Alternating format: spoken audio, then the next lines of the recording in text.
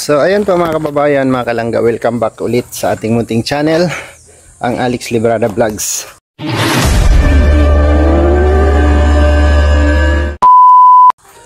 So mapagpalang araw po sa ating lahat mga kalangga.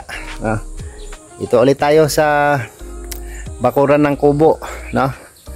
At marami tayong tatapusin. So ito yung balag ng ating ampalaya, tatapusin natin yan ngayon. Tapos meron pa, ito nakuha ko na kahapon, yung damo. Tapos yung dito na lang, isang block, no? Isang block na lang dito na mga damo tatanggalin. Tapos itong buhangin tatanggalin ko yan para magapangan ng kamuti. So yun yung kamuti natin, ang kapal na niya, no? Ayan, tapos yung ating sitaw, meron na isang balag, siyempre kumakapit na yan, no? Kumakapit na yan. Pag namunga yan, sarap mag-harvest dyan. Tapos matapos ko tong balag, yung may tira pang punla na talong dyan, no? May tira pang punla na talong. Ganda, oh. Oh ha, linis, no? So ito na lang din kapirasong inaawanan ni Glyza, oh. Yung palibot ng kamuting kahoy, matatapos na rin yan. Ay, grabe yan, no? Ganda. Ganda na siya, ganda na ang ating ampalaya, oh. Gumagapang na siya. Ganda ng pagkatubo niya, pura buyag, no? Gapang na yan dyan sa ating trellis pataas. Ayan, ang ating ampalaya. Kailangan nating malagyan na kagad ng abang para pagkapit niya, tulad yan, oh, kumakapit na siya, oh. Tulak na lang natin yan dyan para susunod na kapit niya, dito na siya kakapit, oh, diba? Ganda. Ayan yung variety ng ating ampalaya, oh. Oh ha, ganda. Tapos dito, wow, yung ating okra, ayan na siya, oh. Umaangat na, umaangat. Lagyan ko ng sabitan yung hose para hindi madali yung ating tanim. Bilis lang, no? Bilis lang. Lagyan ko siya ng, kaso lang ito, pinipistahan ng langgam. Dami, oh, langgam na pula. Yun, oh. Kaya pang spray dyan na maganda. Bakit yan kayo tumira sa puno ng okra? Bira kayo. Oh, dami nila. Pula na langgam. Grabe. Talong. Tagal ko ito makapenetrate yung bagong transfer, oh. Bagong transfer. Kamatis ang taba. Tomato.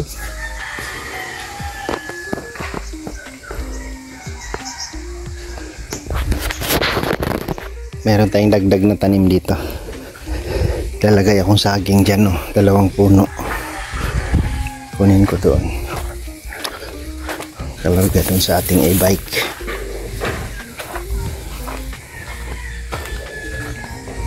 Yun. Dinala ko yung aking strawberry dito, oh. Kasi masyadong ano dun sa ano, mga manok, no?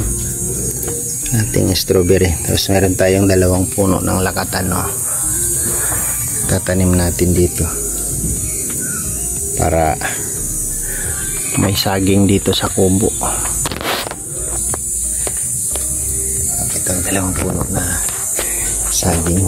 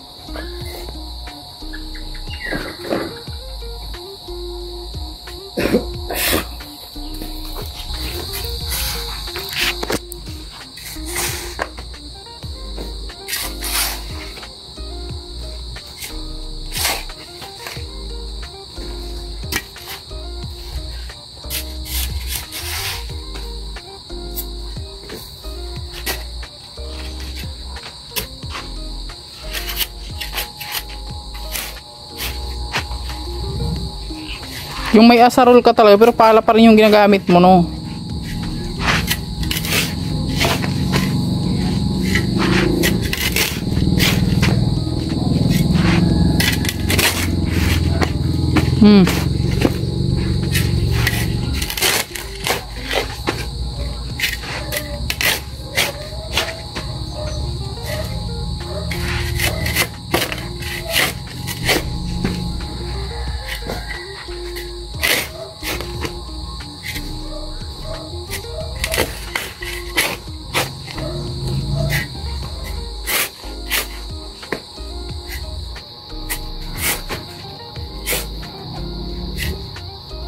Buhangin.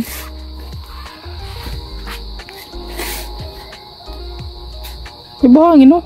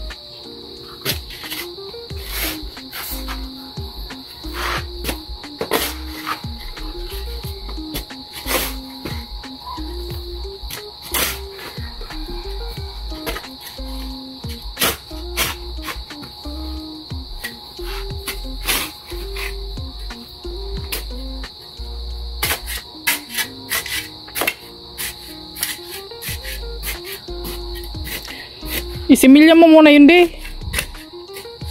Isimilya mo muna. Ang ano. Ida-direct mo yan? Ha?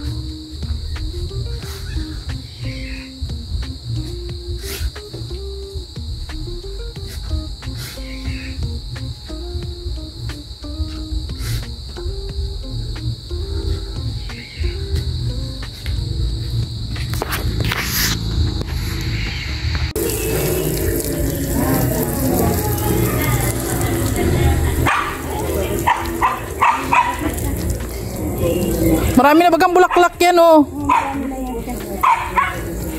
Bakit di siya tumaas? Ha? Di siya tumaas. Ano talaga yan siya? Punggok lang. Dwarf talaga siya. Punggok lang yan siya.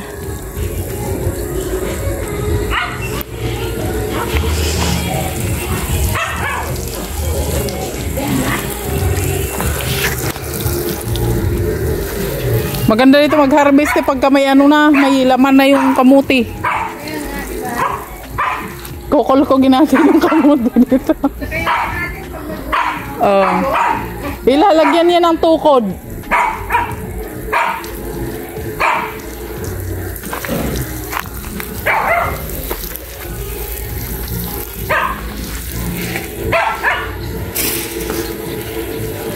Nagugulo yung ba? Ano yan? 3 months to 4 months yan.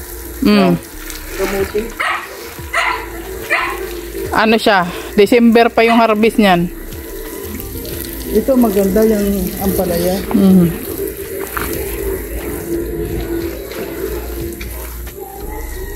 Tatanim pa nga kami ng upo dyan eh. Ay maganda, sabi ko saan kami nagkuha ng kawayan. Nandito lang palang kawayan. Ano? Dyan oh. Nag-ano kami kay tatay, order.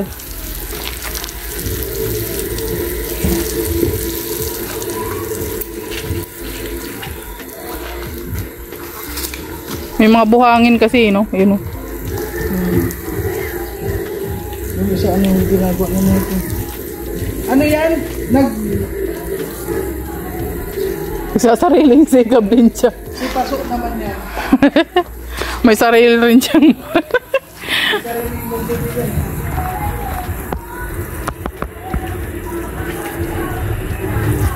Sayang man niya, namatay. Bakit kaya biglang nag-ano yan? Baka na ano man mga abono yan, di? Hindi. Layo ang abono yan. Sayang, oh.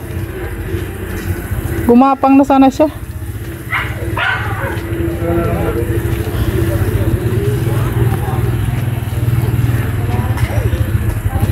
Pag namunga tong ano, yung tanim ko doon sa bahay, Tamor, may bunga na. Sitaw ko doon sa bahay, may bunga na. Oo. Violet pati siya.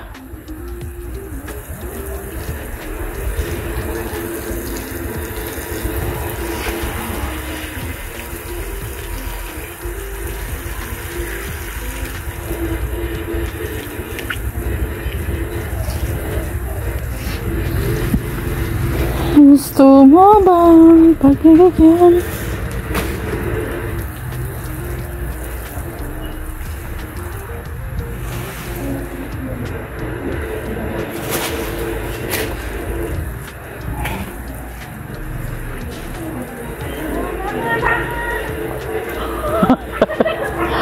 Nakakuha siya.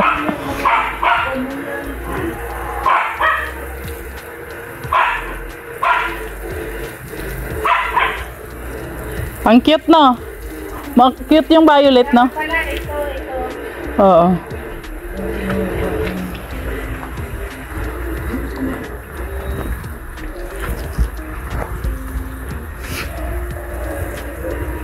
Ayun, oh, gumapang na siya.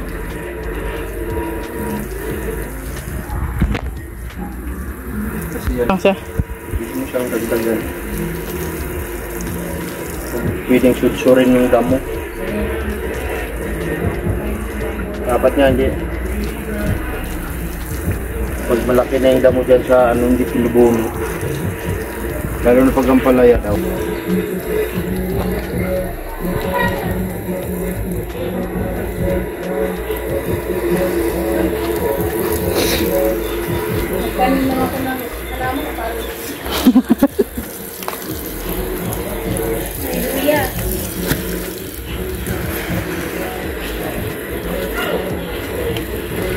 Complete. Ano pa? Sayuti at saka patula. Oo. Saan na namin yung papagapangin? Pagapangan natin yung kubo ni Kuya Awi. Pilit ng pasit. Yung ano ni Kuya Awi. Oo, yan natin. Pakyatan natin ng ano. Pagkailan mo lang kuha yung patula. Oo. Oh, maganda yung patula, di ba?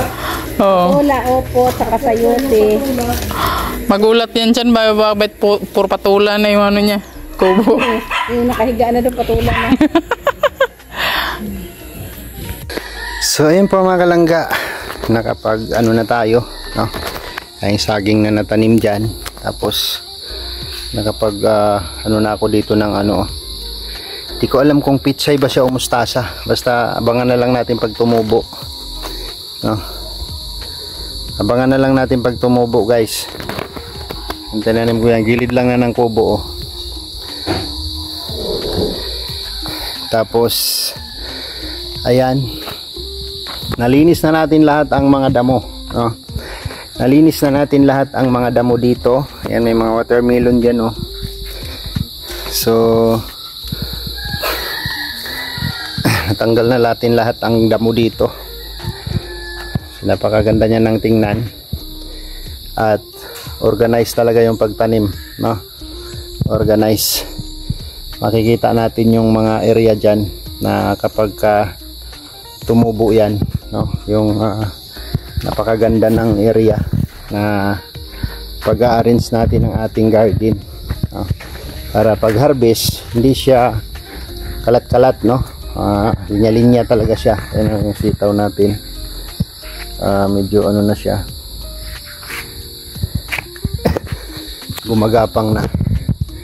Yung aking trellis, guys, hindi ko natapos kasi masyadong mainit kanina, pero okay na yan siya. At pinakialaman ni Glyce, ha. Yun, meron dito sa ilalim, oh. Ano ba yan? O, ganito yan yung ating trellis, no? Ang ganda niya na tingnan, oh. Alright, ang ganda niya na tingnan.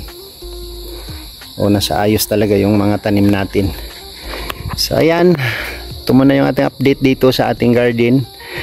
At marami pa, no? Ito, wala na yung damo dyan. Isang linyang talong yan dyan at hanggang dito. Tapos yung kamatis, hanggang dyan lang yan.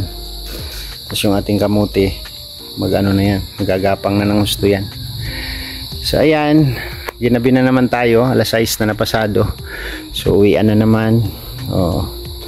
Balik ulit tayo bukas ng umaga para tapusin natin yung dapat tapusin dito. Para pagka maglinis-linis na lang tayo, no? At least na plaster na natin yung ating mga tanim. So salamat po sa inyong suporta at pagmamahal. Bye bye po and God bless.